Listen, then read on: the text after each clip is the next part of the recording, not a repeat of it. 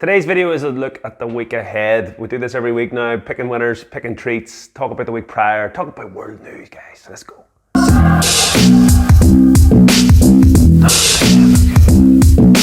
What's the crack, everyone? Welcome back to Buy Wholesale. I hope, of course, you are all well. Okay, first off, bearish symbols are out there. We're going into a bear market, and we have seen one turbulent week. Just when you think things are going to go massively to Cape Town, the markets decide to do the opposite. Okay, so I will pull my hands up. I've learned a lesson this week.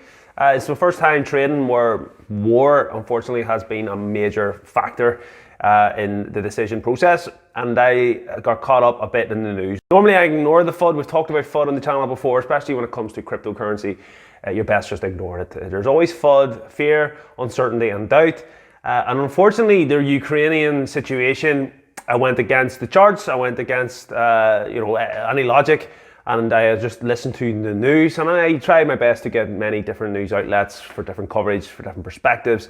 And to me, it just seemed like everything was going to go to Cape Town. In the last video, we talked about possible hedges, the likes of gold, for example. So let's just kick it off by looking at the gold, because the gold situation will tell you how the week has went. On the 22nd, I learned in my Discord that we were opening up a position in gold, and we bought this right at the low, and at one stage we were up about 4%, and the reason we were up 4% is that on this day, on the 24th specifically, when we switch it down to the 1 hour, it rose. It was going so well until about lunchtime, and then the thing sold off massively. Stop losses went off and we were out of this trade. Tried to get back in a bit of a swing position here, rightly or wrongly. Again, ignoring the charts. Everything in the charts was telling me to stay away from this. However, I went in because the news was getting bad. You know, the tensions were rising.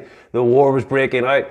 It just seemed like whatever sell-off was happening, profit being taken, I was going back in. And on this trade, unfortunately, I lost. I lost quite hard on this trade, and it was a lesson to be learned. Still, in these days, I'm learning lessons. Even when it comes to war, the charts do not lie. There was plenty of opportunities to be buying this trade, and if we look at this wedge that I drew way long ago, I should have been in gold around the 20th of January, and you could have read this up, and you could have been at one stage up 8%, which doesn't seem a lot, but when you're massively leveraged and at 5, 10, 15 times leveraged, it all adds up. Lesson learned, the stock market bakes it in. The Ukrainian war, unfortunately, was being baked in to the market, and that is just the case across the board. We have a look at the S&P heat map. We can see for there being turmoil and chaos out there and so much uncertainty, Friday had a great day on the markets. And if we actually look at the 1 week performance, it's not too bad. There is green, there is plenty of decent winners out there in a week where it was a terrible bloodbath and you thought the world was ending. The stock market held up pretty good. So look, that's the summary of how the weeks went. We still have a lot of uncertainty going into this week, and I will talk about some picks down the road, but let's have a look and see what we're likely to expect this week then. So the thought process that I had was the correct one, to try and short and to try and do safe havens. That's what the general consensus was in the markets. However, it turned around very quickly. I just felt there was maybe going to be a week or two, so I did nibble.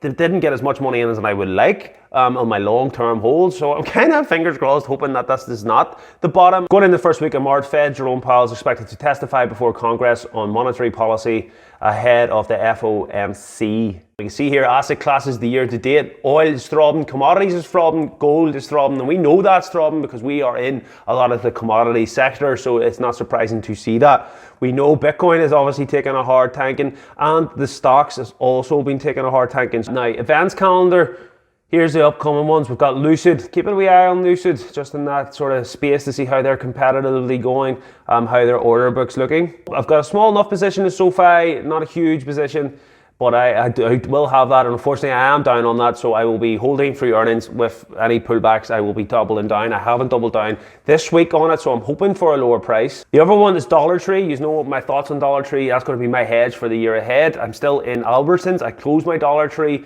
The reason being, when the market was pulling back, the stop loss went off. I got that out of profit. Happy enough for that trade. Not going to buy back in until we see what earnings goes, but I've just got a funny feeling they could do well. So Wednesday's our big day then with Fed meeting, as I said. Just keeping an eye on the food stuff. I'm interested in all that. And we've got an update on the labor markets as well. So these are the things that you got to keep an eye out for this week. And now we're going to have a look at the stocks for the week ahead. First thing I want to show you is this. Let's have a look at the Nasdaq. And I'm going to put up the weekly chart on the Nasdaq. On my trading course, which you can get into, people say, oh, I don't like the day trade. I don't have the time to day trade. There's different types of trading. There's scalping, working on the sort of 1 minute to 5 minute. You're in and out of trades constantly. I'm more of a day trader. I spend 10 minutes at the end of the day, 10 minutes at the start of the day, having a look at the charts, setting up my day. That is really how long it takes me now, because I've got so used to just looking at a chart and going, right, I know where things are. If you don't even have 15, 10 minutes a day to look at a dozen stocks, you could then become a weekly day trader. On a Sunday, look for the week ahead. What I want to show you here is my own thoughts. This is the Nasdaq going back to the beginning of time. No, we'll not go back as far as that. You can just take my word for it. But when we've got into an oversold territory, let me just move this up. The RSI here,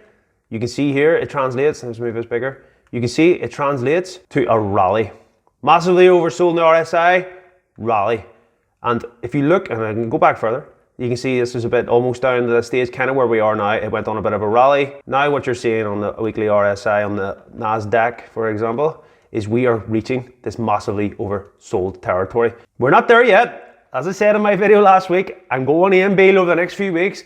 Unlike the other YouTubers out there, the meat cabins who went all in months ago for some bizarre reason and then sold everything at a huge loss. Don't know why they do that. And they have millions of subscribers. Well, there's poor old me with like 4,000 subs. Love every one of you. Please like, subscribe, help me grow. I'm trying to get it up to 4,000. But this is when you should be buying. When the RSI is over, when the maximum amount of fear is out there, you strike hot.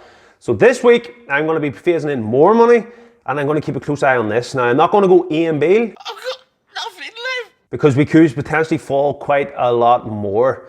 But this Nasdaq is down considerably from the highs. We're definitely beyond the correction period, slightly dipped into a bear market. And we are watching this RSI very closely. Once I get some sort of confirmation on the MACD, that is when I will be balls deep in this. So yeah, keep an eye on that. That's my thoughts there. Now we'll have a look at some of the stocks for the week ahead.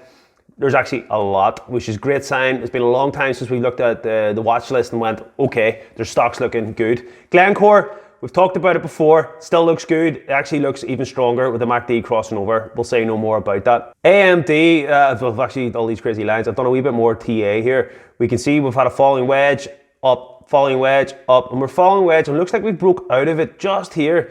So it'll be interesting to see exactly where this one could go. Price target for this will be about 133, and we'll see where that can maybe go.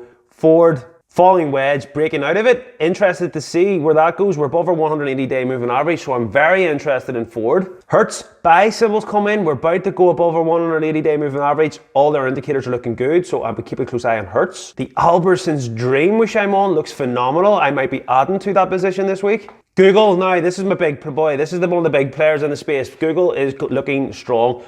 Perhaps this week, 1 or 2 good days, we will be above all our averages, and all this will be looking lovely. So I'm keeping a close eye on the likes of that. Microsoft now is another big player. We can see here, and the buy symbols come in. We're almost above the 180. Another day or two, that could be there. MasterCard again, we've been talking about that. That's kind of been in and out of our swing trading for the last sort of 2 months. That's the watch list. A lot more on that watch list, and no great surprise that some of the bigger players are starting to show reversals quicker. As I've always said, the big boys, the last to go down, first to go back up. So that's interesting, but we have to keep a close eye on Ukraine. If any more issues comes out of there, the market is going to be very volatile. But for me, I'm going to be taking advantage going forward of this volatile. Instead of trying to play against the market, trying to hedge against it, I'm going to use the opportunity to buy dips. I might swing in on a gold potentially still. I still have a small long position in gold because I still think there's plenty of upside to gold. But I think I'm done with the shorting for the day-to-day. I think there's opportunities out there across the board,